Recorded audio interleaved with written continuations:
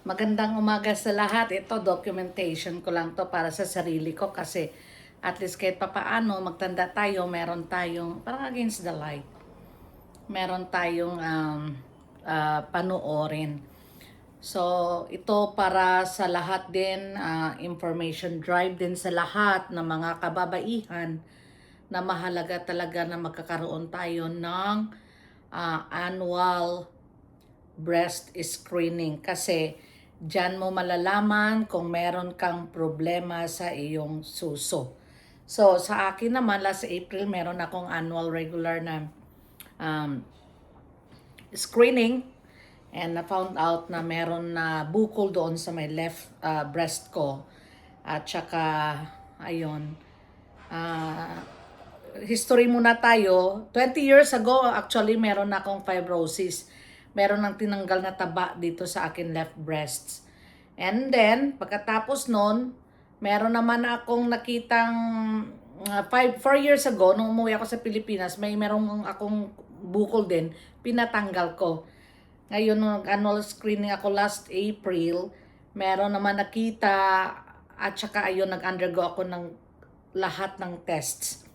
So sa lahat ng test na doon, ang last na test ko was the PET scan.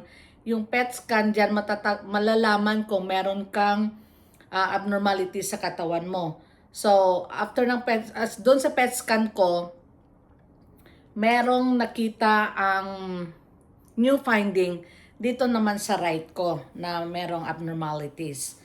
So ngayon, bukas July 10, ang aking surgery. Please include me in your prayers. At saka kahapon, naglagay na po sila ng wire placement. Yung wire placement,